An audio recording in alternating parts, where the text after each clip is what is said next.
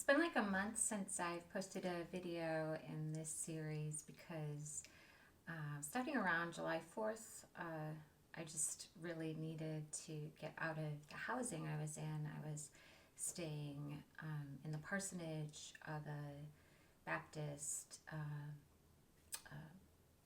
church, and the pastor was somebody I had met in jail. But my values didn't align. But my biggest concern was the church community. I felt was too protective of people who commit abuse against children. So I didn't like that my presence there might be an endorsement of a place I didn't think was safe. So that really put me in a tailspin for the last month. And I was in housing, and then it was time to move again. So here I am, and for the moment, I had to get down to one carload of stuff. So while I was in jail, I had lost my storage unit. Prior to that, I'd lost homes,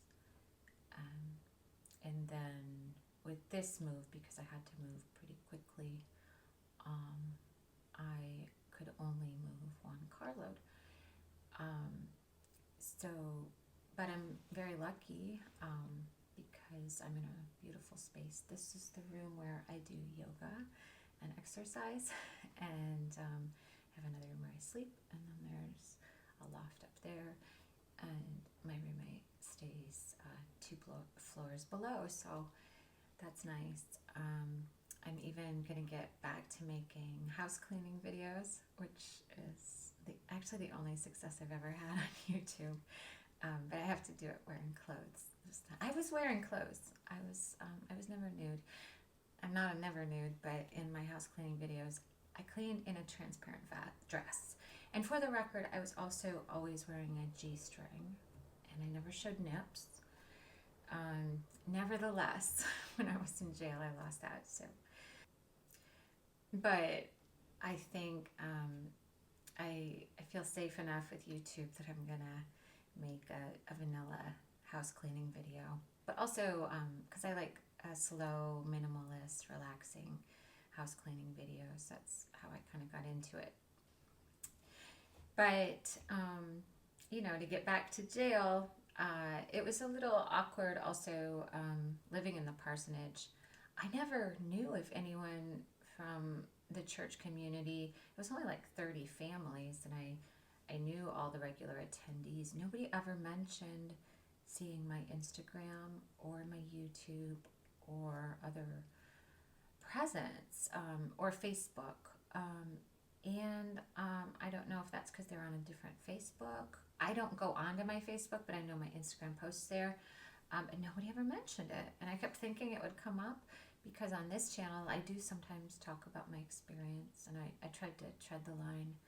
But as of this moment, based on the things that happened that I've documented and grievances I've opened, I have serious issues with a public defender named Lori Shearer, who, as I said in my prior videos, she ordered me held in jail. So in February of 2025, if you're new, I was arrested because I had been driving on an icy road, and I pulled over for a car to pass, and he didn't pass. And I didn't yell at him, but I did step out of my car, and I also put an axe in the back of my car. And I was not charged in anything to do with that man, because for some reason, well, I know which reason, that man was not mentioned in the state trooper's report. So I was charged with assault with a deadly weapon.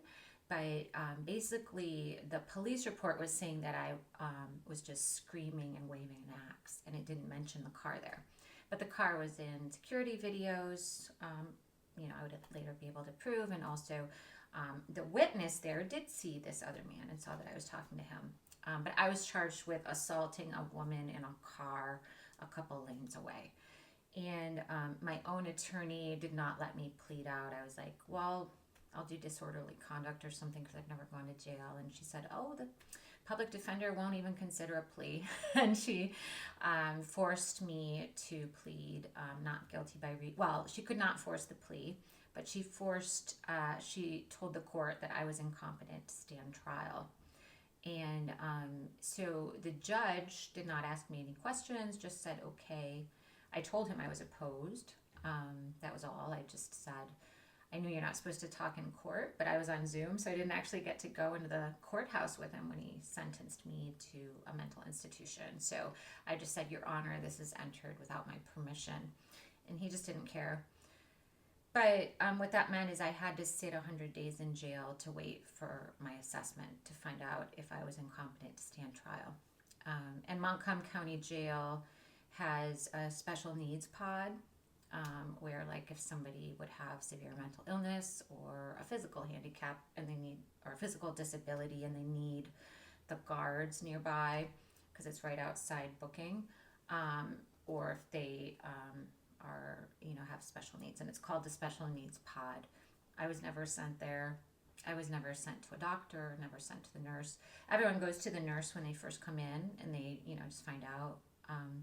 And I had told them that I have celiac disease confirmed by an endoscopy and that my doctor had records, but they still wouldn't give me a gluten-free diet. So I was starving the whole time I was there.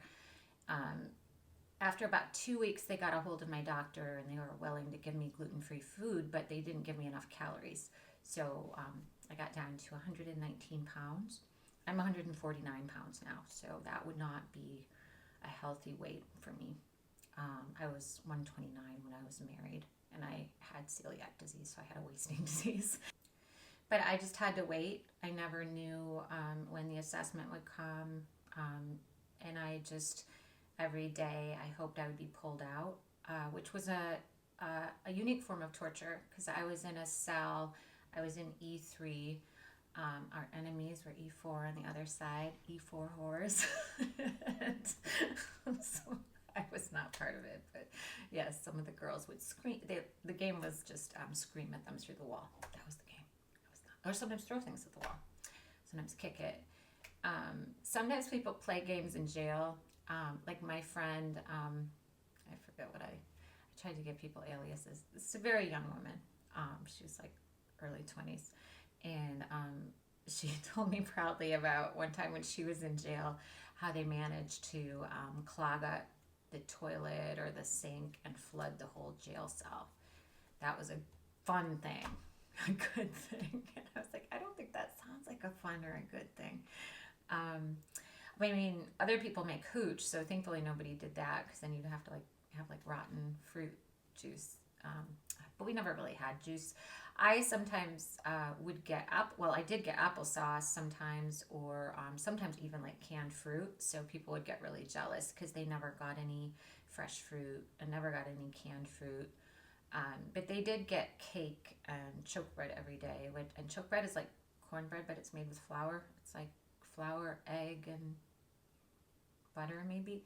So they were getting a lot of calories I didn't get, because I would just get a little applesauce usually, and tortillas, corn tortillas that were sometimes moldy, so I couldn't eat them if they were moldy. But in general, the food, it was awful beyond anything I had imagined, because I had seen in movies people eating in prison, but I could always usually tell what the food is. But this was more like something out of the Matilda movie, it would just be gop and an amused look on the guard's face, I wonder what this is intended to do. And then for me, sometimes it would just be the same thing over and over again. But sometimes I'd be lucky, it'd be canned chicken, and that would be really good. But there was mostly it was just this mystery meat that was like a canned ground meat. So I was always starving. My mother had put some money in my commissary when I first got there, but I had decided that I didn't really want to talk to my mother, because she's the only person I could communicate with, and I was imprisoned. And because my mother has a history of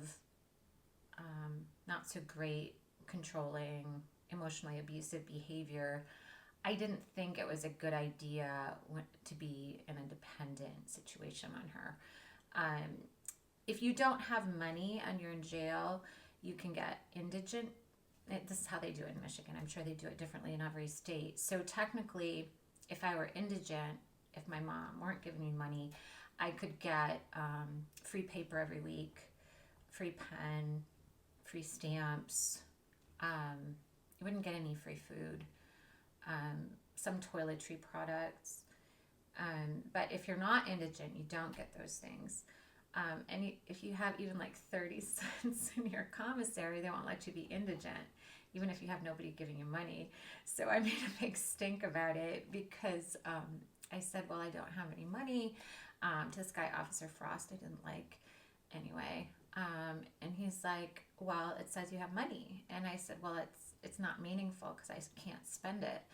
And he said, well, it's money. That's what it is. And I said, well, could I please file it? Could you send a kite to the accountant? And I said, I want to send a kite to the accountant that I want to, get that 30 cents and spend it, or that I want to be indigent. So then he came back and asked me if I had an envelope. And he said that if I gave him an address and a stamp, they could write a check. So then they wrote a check for 30 cents so I could get indigent commissary. But then my mom put some more money in. And I still had my dog at that point. So I was hoping I would get out any day. Like I would pass my competency exam and I would still have my dog.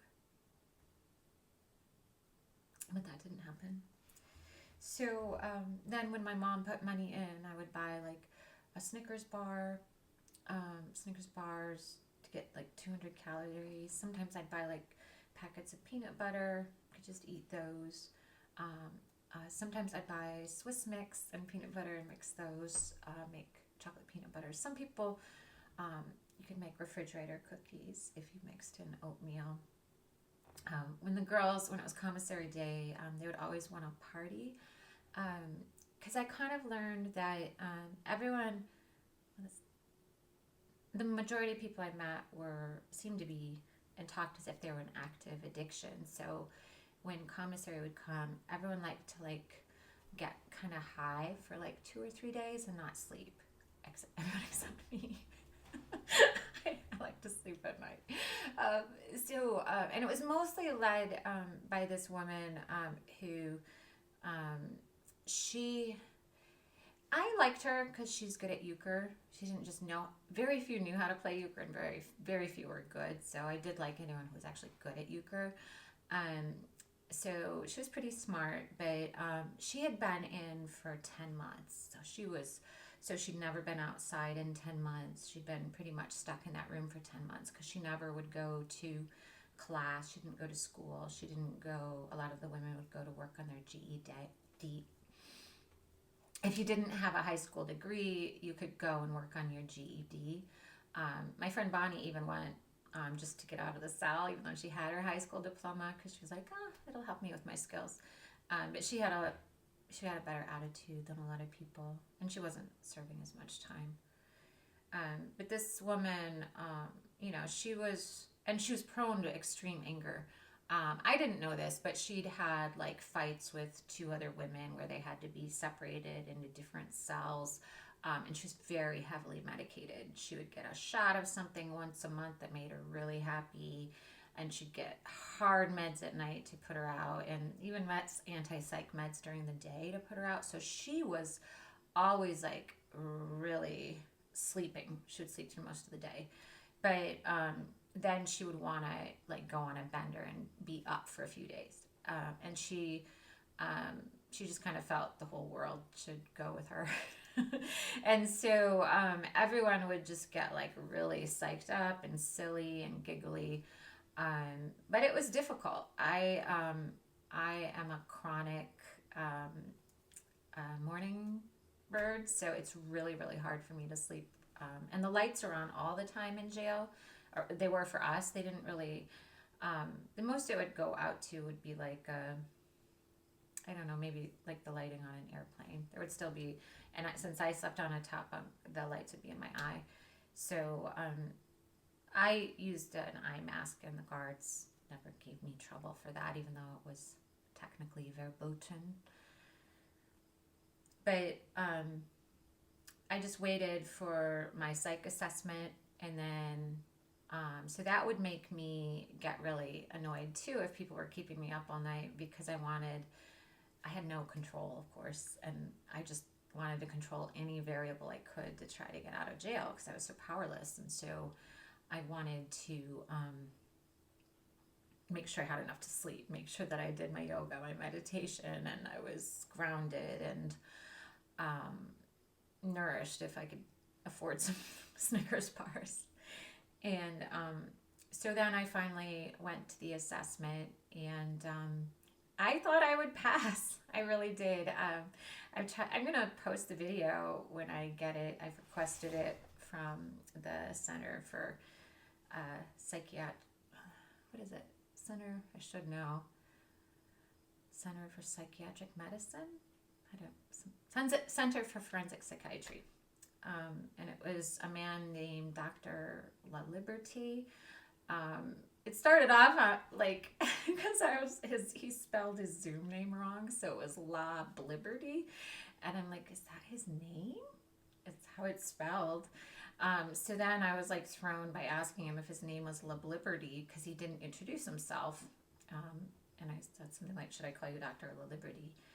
But I was charged with assault with a deadly weapon, and I just had hoped that I would have the protection of the law as I understood it. He raised the fact that, so what had happened is I pulled over on the side of an icy road when it was just as the sun was coming up early in the morning. In winter, it was very cold. And when I pulled over for this car that was tailgating me, a truck, instead of passing, it pulled beside me or behind me on the shoulder, which is unusual. Usually, even if maybe there was something broken on my car, normally you would pull in front of the person and then talk to them if you wanted to be friendly in the country. So, but when I came to a start, I did have an axe in the front that tipped over. I never touched anyone with the axe. I never threatened anyone with the axe. But when I pulled over, I did put the axe on my shoulder, and I walked to see who the man was in the truck. That's when I found out it was a man. And Dr. La Liberty just told me there was no man on the road. Of course there was, as I said at the beginning, but he was just going off what my lawyer told him, which was that I was imagining things. She told him that I was waving my arms around erratically. So he said, why were you waving your arms around erratically? And I wasn't erratic. I had an intention. I walked to this man's car, looked in, put the car in the back of my car. I could remember that I didn't open the hatchback because it was running, and my dog was inside, so I was careful not to let him out. So the car was closed. And then after that, I took out my phone and I filmed him, and I filmed the truck next to him, which was probably Sandra Jordan. And I said, stop harassing me, DOJ, because I thought he worked for the DOJ. That was my thesis. And I told Dr. La Liberty that I didn't know that. It was just my thesis. That was what he was doing. I knew that he was following me. I didn't know why. And I didn't threaten him. I didn't feel he wanted to harm me. I thought it was protective surveillance. And I just was annoyed because this was 2025. I had testified about judges in Chicago 2022, 3 years of this. It tires a woman out. So I explained that. And I didn't feel I was erratic, because erratic, comes from Latin, and it means that you don't have an intent. Like you would be weaving, or if you would be like wandering around looking, and that wasn't what happened. Like I was talking to real people to the extent that I spoke to anyone. And he said, well, how do you think your attorney should handle it, that you're talking about this DOJ stuff. And I said, well, fortunately, I'm not charged with speech. I'm charged with assault with a deadly weapon. So I would think if I had access to zealous counsel, that person would try to remove any circumstances that might prejudice the judge or the jury against me. And an example I gave, because we were in rural Michigan, this was in a very, just a redneck county. And I said, in this part of Michigan, let's say I were, and I did give this example, devout Muslim, I could see how my attorney might not want to highlight that fact. That doesn't mean that has anything to do with the crime. It doesn't mean that makes me more guilty. It's just if I have a zealous attorney, then they would try to remove things that are embarrassing and irrelevant. And since I didn't say anything when I was holding the axe, I didn't threaten anyone, I didn't talk about any DOJ, I didn't think it would matter. But I was wrong. And so I was sent to Caro Psychiatric Hospital. I didn't know that at first. I had to wait. I had to wait for the results, and then I had to wait for the assignment. It was awful. I waited, again, 100 days in jail, and never going outside, starving, having a hard time sleeping. And then things in the cell just got more and more tense.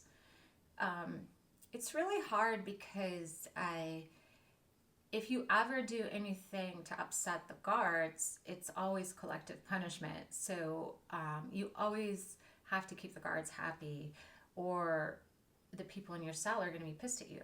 And so there's this one guard, Frost, who in E3, where it's mostly younger women, they liked him because Frost really liked the younger women.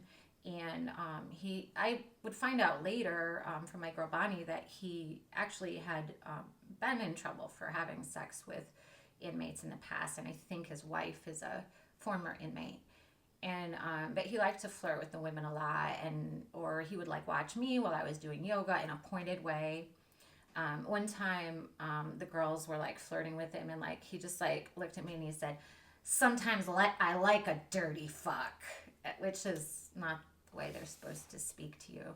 And so I didn't like him. I didn't like pretending that I thought he was anything other than a piece of shit. But to keep the other women happy, you have to, go along to get along. And I hated that. I hated the pressure to lie, to not, just speak your values and be who you are. That was hard. But then some of the guards were amazingly kind and good.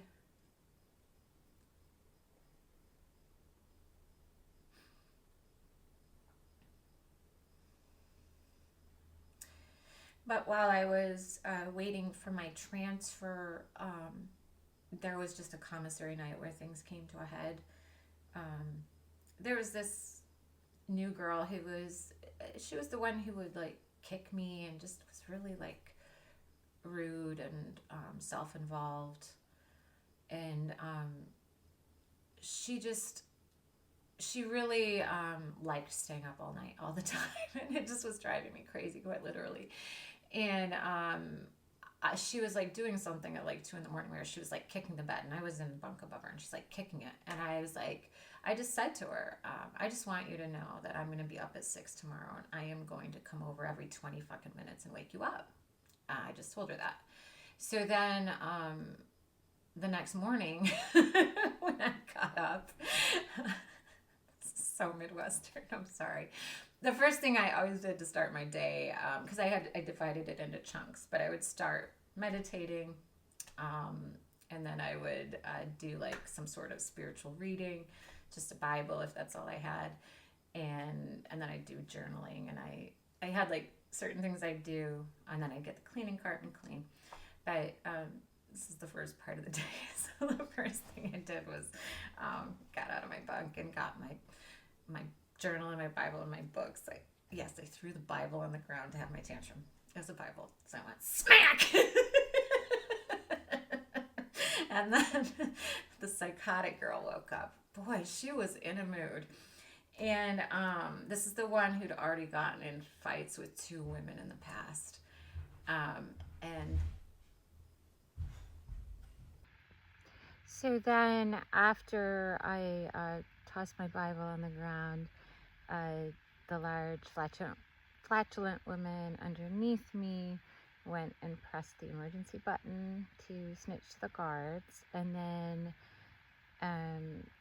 as they were coming in, or maybe even after the guard talked to me, the woman who'd been there for 10 months, accounting a year, she was screaming at me. And she screamed, "You want me to come over there and kick your ass?" And I said, I don't think that would be a good idea for either of you. I was at that point waiting for my psych evaluation, so I obviously didn't want to get in a fight. And she was about to hopefully get out of jail and see her child, so she didn't want to start a fight. And then the guards came in and they separated us, they pulled her out, and then I was moved to E5, which it turns out there was an old lady cell. I wish I'd known all along because I was an old lady. So they kept more regular hours, and I met my friend Bonnie there. I still had to wait for the results of my psych evaluation. And then eventually I found out that I was being ordered held. From the moment the hold was entered, in theory, I could be held for a year and a half. So without any trial or anything, just subject to the hospital. So I was just